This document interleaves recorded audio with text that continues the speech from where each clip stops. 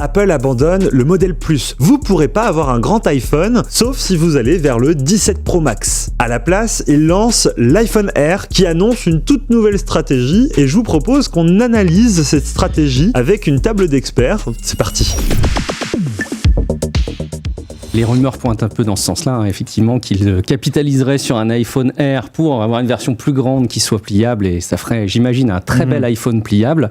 Mais je vois ça un peu comme l'iPhone du compromis, finalement, celui qu'on peut mettre un peu en façade comme ça, et je pense qu'ils le mettent beaucoup en avant dans leur communication. Et on comprend parce qu'il y a une prouesse d'innovation et technologie. Je pense qu'on a tous hâte de l'avoir en main parce que ça doit être hyper agréable. Et c'est vrai qu'il y a vraiment des évolutions par rapport aux iPhones classiques, mais il y a aussi plein de compromis. C'est pas trop la batterie, combien de temps ça va tenir, faut avoir MagSafe à côté pour tenir la journée. L'objectif photo, c'est pas non plus a priori le meilleur appareil photo de la gamme des iPhones. Donc peut-être l'iPhone des compromis et en même temps l'iPhone de l'innovation. Il faut que Apple capitalise sur ce qu'ils savent bien faire, les iPhones classiques, les pros, et puis il y a quelque chose en plus qui leur sert d'innovation, de vitrine d'innovation pour moi. Cassim, toi, tu penses que c'est une bonne stratégie sur l'iPhone Air parce qu'on a vu Samsung s'approcher de cette stratégie avec le S25 Edge et ça a été un four, en tout cas critique pour la presse. En termes de vente, on n'a pas vraiment eu de retour, je pense, mais on se doute que c'est pas ouf non plus. Qu'est-ce que t'en penses, toi ? Je pense que ça, on le saura évidemment qu'avec le recul, mais je pense que ça peut être une bonne stratégie. Après, c'est à Apple de bien la mener, on va dire.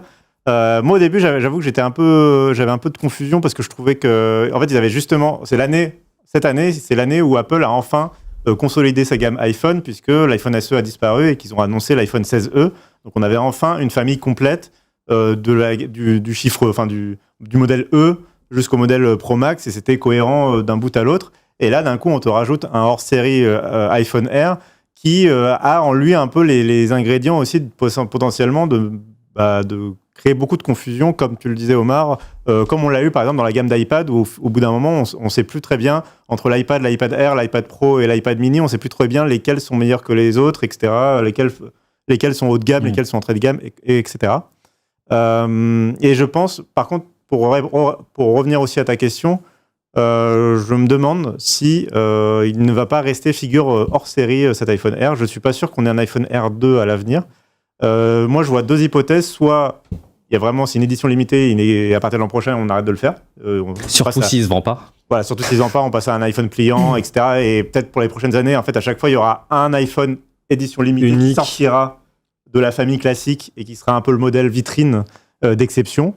Et ils se succéderont année après année. Soit, et ça peut être compatible avec ce que je viens de dire, l'iPhone Air, on n'aura pas un iPhone Air 2 immédiatement, mais peut-être en 2029, il y aura l'iPhone Air 2029 qui reviendra comme ça, et tous les quelques années, ils reviendront en proposer un nouveau avec les innovations. Quoi. C'est vrai qu'ils pourraient capitaliser sur la nomenclature iPhone Air pour juste vraiment événementialiser la sortie d'un smartphone un peu différent exactement, et juste dire si c'est iPhone Air, vous savez que c'est un peu nos expérimentations et tout pour les vrais fans d'Apple et qui veulent découvrir les derniers trucs et tout. Et par contre, pour notre grand public, on vous rassure, on a les gammes classiques et tout. C'est vrai que ça pourrait être un peu ça. C'est un peu difficile à dire parce que même, faut quand même rappeler que jusqu'à 10 minutes avant de la conférence, j'avais jamais entendu encore parler moi personnellement de iPhone Air. Je l'ai appelé iPhone 17 Air comme toutes les rumeurs et tout. Donc ils ont réussi quand même à nous surprendre, ce qui est assez rare mine de rien encore dans ce milieu. Donc, Apple, j'ai l'impression qu'ils sont capables de changer encore jusqu'à la dernière minute certains de leurs plans. Oui, alors je rebondirais sur le fait que le seul truc sur lequel Apple est toujours capable, et ils le font à chaque fois sur cet élément-là, c'est systématiquement sur le nom et le marketing. C'était pareil pour le Vision Pro. Jusqu'à la dernière minute, on ne connaissait pas le nom du casque, parce que le marketing, c'est vraiment le seul élément qui leur reste, qui ne fixe pas pendant 6 mois dès pareil, que sur l'OS du Vision Pro, Vision OS, on l'appelait différemment aussi. Tout à fait. La question aussi qu'on peut se poser, c'est niveau prix. 1229 € si je ne me trompe pas. C'est un prix élevé qui s'approche très très vite, très très proche de l'iPhone 17 Pro, juste 100 € d'écart. Est-ce que, selon vous, cet iPhone va bien s'intégrer dans la gamme et surtout, est-ce qu'il va réussir à séduire le public ? Et qui ? Quel public ? C'est ça la question. En tout cas, pendant la keynote, je trouvais qu'Apple a super bien vendu en argument. Et ils sont forts, hein, vraiment. Pour les marketing, ils sont quand même super moi, je voulais l'avoir. Alors que je suis très dubitatif sur le temps. Tu mentionnais la batterie. Ils sont obligés de dévoiler les capacités de batterie avec l'étiquette énergie. Et du coup, on est. À l'Union européenne. Leurs meilleurs amis. Tu disais le S25 Edge qui a pas rencontré le succès escompté, notamment aussi parce que nous, ce qu'on a beaucoup reproché au S25 Edge, c'est l'autonomie. Il avait une batterie de 3900 mAh. Chez Apple, selon l'étiquette énergie, on a 3149 mAh, donc beaucoup moins. 800 mAh quasiment de différence. Alors, chez iOS, c'est pas géré de la même manière qu'Android, etc. On pourra appeler, mais c'est quand même une toute petite batterie. Ouais. Donc, ça peut faire peur. Et je me rappelle des mésaventures que tu avais avec ton iPhone 13 mini, je crois, où ta batterie n'existait plus à midi. De toute façon, il y a eu quand même ce moment lunaire de la conférence où Apple te dit l'iPhone Air, il a une excellente batterie, il va tenir toute la journée. Mais on a quand même profité pour annoncer un accessoire batterie. Regardez cet accessoire batterie qui va vous permettre, pour l'iPhone Air. Qui va vous permettre vraiment de tenir. Donc oui, clairement, la batterie, ça va être un problème de cet iPhone Air, je pense. Et qui gâche le concept de la finesse. Tu rajoutes une batterie épaisse de 8 mm, t'as un smartphone qui est plus lourd, plus large que l'iPhone 17 Pro. Mais par contre, dans les arguments qu'ils ont mis en avant dans la keynote, c'est vrai que c'est efficace, c'est bien fait, on sent que c'est leur spécialité, c'est vraiment... par rapport à d'autres marques, en tout cas, ils ont un pôle marketing beaucoup plus efficace, parce qu'à côté, je trouve que le S25 Edge de Samsung, c'était moins clair, beaucoup d'arguments étaient moins clairs, on parlait juste de la finesse. C'est après coup, un peu en coulisses, qu'ils ont dit qu'il était solide. Je vous jure, il est solide, ne vous inquiétez pas. Alors qu'Apple, très clairement, ils l'ont dit, tu le laisses tomber, pas de souci. À tester, évidemment. À tester. Oui. Je sais pas si on va le jeter à travers la pièce, mais ce sera intéressant de voir s'il est vraiment solide ou pas, cet iPhone Air. Guillaume, toi, t'en penses quoi ? Est-ce qu'il va se vendre, ce produit ? Je suis très dubitatif sur les ventes, parce qu'effectivement, aujourd'hui, ce que tu attends quand même de ton smartphone, c'est qu'il soit polyvalent, qu'il tienne bien, qu'il fasse des belles photos.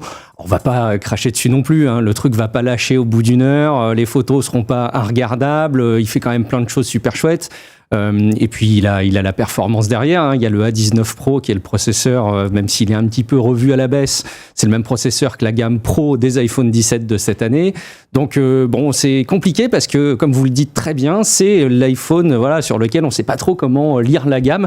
Je crois que ça se voit aussi sur le site d'Apple. Je sais pas si vous êtes allé fouiller un petit peu sur la manière dont la page est faite. Je trouve que la manière dont les iPhones sont présentés sur le site d'Apple est un peu plus confuse qu'avant. On a moins cette expérience où on t'embarque dans ton choix de ton iPhone, on te démontre que c'est le meilleur appareil de ta vie. On est quand même en train de te montrer les autres appareils. Quand on regarde un iPhone, on voit les alternatives en dessous pour essayer justement d'expliquer une gamme qui est assez difficile à comprendre. Donc, est-ce que ça va aider à la vente, pour répondre à ta question ? J'en sais rien. Moi, je miserais sur plutôt pas beaucoup de ventes sur ce type de produit qui reste un petit peu de niche, mais Apple, ils savent vendre et ils savent nous faire mentir sur ces produits. Et c'est peut-être pour ça qu'ils ont été un peu frileux, qu'ils l'ont pas fait rentrer dans la gamme 17. Et ils se sont dit comme ça, personne nous reprochera de pas faire le 18. Parce que Samsung a presque fait l'erreur de nommer S25. Ouais. Et potentiellement, il n'y aura pas de S26 Edge. Ouais. Et donc, tout le monde pourra dire « l'échec !» Mais ça, est-ce que vraiment les gens le remarquent ? Tu vois, je serais curieux d'avoir ça parmi les gens qui nous regardent sur la chatroom. Mauvais articles. Vous le voyez. Voilà. J'imagine que ça peut créer des coquilles quand on crée les articles et qu'il faut être rigoureux là-dessus. Et vous êtes vigilant là-dessus. Mais finalement, pour le grand public, est-ce que ça va pas être l'iPhone 17R, tu vois, ou l'iPhone Air 17 ? Finalement, ces nomenclatures de nommage, je suis pas certain que les gens les comprennent bien finalement. Mais... T'as raison, peut-être. En tout cas, je vois dans les commentaires Nérovingien qui dit smartphone avec une autonomie familique, c'est pas la peine. C'est pas la peine. Le vrai PayPal qui reproche aussi en effet qu'il y a seulement un seul haut-parleur, mais ça on y reviendra peut-être. Je sais pas à quel point ça sera. Je suis un peu plus optimiste que vous, je pense. Et justement, à droite, il y a un commentaire plus optimiste mais sur YouTube, mais j'arrive pas bien à lire. J'ai l'impression que quelqu'un disait qu'on sous-estime l'effet poids-plume. J'ai l'impression d'avoir lu ça. On retrouve la finesse d'un iPhone 6. Okay. Je pense qu'on est... Enfin, moi, en tout cas, je suis un peu plus optimiste. Alors, sans dire que ça va cartonner, mais en fait, je trouve qu'en tout cas, par rapport au sujet d'origine, qui est par rapport aux iPhone mini, aux iPhone Plus des années précédentes, j'ai l'impression que c'est un iPhone qui est beaucoup plus intéressant dans la gamme et qui va vraiment aller toucher un public beaucoup plus défini. J'ai l'impression qu'il va être un public qui veut miser sur l'apparence. Donc, à mon avis, moi, je vois très bien nous, dans notre métier, par exemple, tous les représentants presse et agents marketing, etc., qu'on rencontre, qui, au lieu d'avoir l'iPhone Pro, auront l'iPhone Air, parce que ça fera très joli, ils l'auront en bandoulière, comme Apple l'a démontré, avec son petit accessoire, machin. Et ça fera très joli, ce sera très fin, ce sera très léché, et je pense que ça fera bien. Et pareil pour les stars, pareil pour tout ce public-là. Je pense qu'il va y avoir vraiment un truc de vitrine les pros des pros et les utilisateurs, vraiment les power users, et je pense qu'il y en a beaucoup dans le chat, vont se tourner vers les iPhone Pro. Je pense qu'il y a beaucoup de monde aussi qui vont se tourner vers les iPhone classiques. Je pense qu'on y reviendra. Mais c'est peut-être ça la vraie bonne surprise de cette année, c'est les iPhones classiques. Mais je pense que l'iPhone Air, il peut quand même trouver son public qui va justement miser plus sur l'apparence et être moins dans le power user qui n'a pas forcément besoin d'une autonomie qui tient toute la journée. Mais t'oublies un truc, c'est le prix. Le prix, il est dans l'intermédiaire.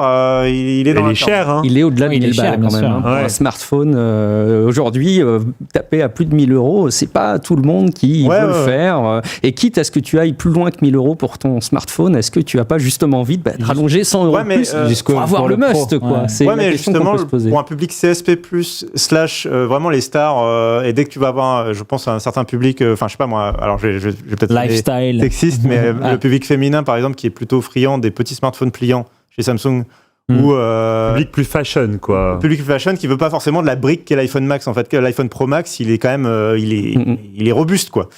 Donc je pense que quand tu cherches un iPhone un peu plus fashion, un peu plus lifestyle, etc., peut-être que tu vas plutôt te tourner vers l'iPhone Air. Et je me demande aussi dans les arguments pour le succès potentiel de cet iPhone Air, Apple qui a longtemps beaucoup mis en avant tout le travail design qu'il faisait Johnny Ive à l'époque, machin et tout. La conférence, il la commence avec une citation de Steve Jobs, grand philosophe. Je sais plus ce qu'il dit sur le design, j'ai complètement zappé je crois que le design, un bon design, il est joli, mais en plus il doit fonctionner. Enfin, c'est d'autres quelque chose comme ça. Bref, corrigez-moi dans le chat si je me trompe, mais je crois que j'ai déjà oublié ce que c'était. Mais ça commence avec une introduction, mais pour rappeler un peu l'attachement Steve Jobs, tout ça, philosophie, vision de Steve Jobs, tout ça. J'imagine qu'Apple, sur cet argument de design, il va savoir aussi le vendre, où ils ont déjà peut-être une assise, une légitimité auprès de leur public que Samsung, je dis pas qu'ils l'ont pas, ils sont très forts aussi sur le design, mais peut-être qu'ils ne l'avaient pas aussi identifié sur la partie Samsung égale design quoi. Imeito qui dit ils vont sûrement sous-estimer la batterie, c'est le problème justement des power users qui voudraient une batterie, et à ce prix là c'est vrai que parfois s'il a une mauvaise batterie ça peut être indispensable pour les gens qui voudraient l'acheter. Il y a Cantinia qui nous dit très dommage qu'ils n'ont pas retiré le tiroir pour mettre la carte SIM. Pour quelle raison? Justement, alors là justement l'iPhone Air c'est le seul dans la gamme qui n'a plus le tiroir pour la carte SIM, donc c'est une carte SIM virtuelle. Et d'ailleurs, on en va parler un peu dans les prospectives de vente, mais on sait que les opérateurs, en tout cas en France, sont très prudents vis-à-vis de l'eSIM et ne sont pas forcément très ravis. Et du coup, il y a un monde où ils vont plus avoir envie de vendre l'iPhone classique et l'iPhone Pro plutôt que l'iPhone Air en magasin, en boutique. Donc ça aussi, ça pourrait peut-être jouer sur les ventes, si c'est le cas dans d'autres pays, etc. Ça pourrait jouer peut-être sur les ventes de l'iPhone Air par rapport aux autres modèles de la gamme. En France, en tout cas, le marché opérateur, je crois qu'il compte encore pour pas loin. La moitié ou pas loin de la moitié des ventes, donc c'est quand même hyper important. Peut-être plus dans le premium en plus, je me demande si c'est pas encore plus important du fait que tu peux payer des réductions, etc. Il y a moyen. Bon, écoutez, on va regarder ça de près et on vous tiendra au courant de la stratégie d'Apple sur ce produit. Est-ce que ça marche ou est-ce que ça marche pas? Écoutez, c'est une affaire à suivre. Bon, je vous propose qu'on passe au sujet suivant. Les opérateurs pas contents de ne pas pouvoir facturer 10 € une carte SIM. Ils facturent 10 € déjà les eSIM aussi. Oui, donc en vrai, sur ça, ils s'y retrouvent, je pense. Ou ce sera ailleurs. Il n'y a pas de souci.